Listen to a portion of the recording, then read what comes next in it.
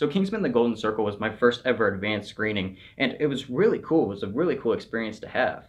Kingsman: The Secret Service is one of my favorite movies of 2015, and I've watched it 3 or 4 times now. But can The Golden Circle be just as good as the first? Well, let's find out!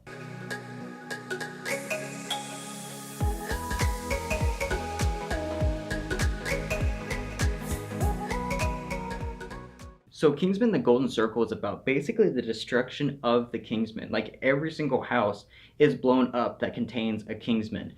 However, two of them survive, which is Merlin and Eggsy. And so we continue on their journey to find the Statesman. And so they're at a new addition to this cast. And they're interesting to see, I will admit, but we'll dive more into them later. But it's up to the remaining Kingsmen and the Statesman to stop this evil doer from killing millions of people.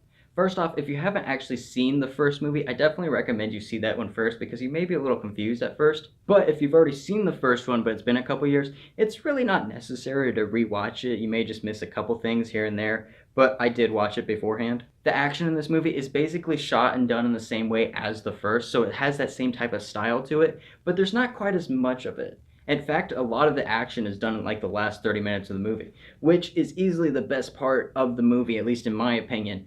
And especially with all the new gadgets and stuff like that that the Statesmen bring along with them. And then we also do see some new technology from the Kingsmen. Overall, I thought the acting was pretty good, but there was a couple characters and a couple performances I wasn't a really big fan of. One of the performances I really didn't care for was Julianne Moore's portrayal as the villain.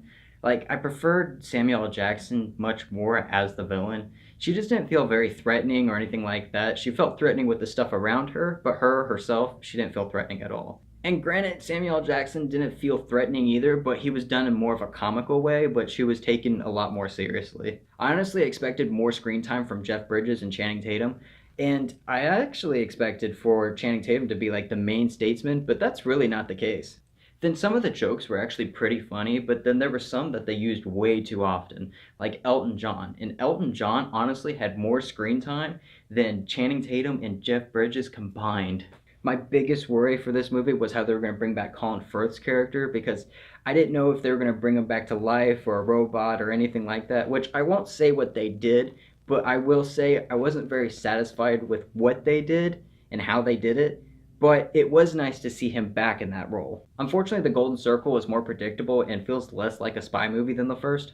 Overall, I'm pretty disappointed with The Golden Circle, especially since I loved the first one so much, but it just doesn't feel quite exactly like the first one, and it just misses the mark. So I would recommend going into this movie with lower expectations because I had some pretty high ones. So I'm going to give Kingsman: The Golden Circle a 5 out of 9, and would be worth seeing at matinee ticket price. Overall, the action, acting, and story all are pretty good, and the Statesmen add an interesting element to the movie, but the movie lacks some of the charm that the first one brought, and they make a couple decisions I'm not really a big fan of.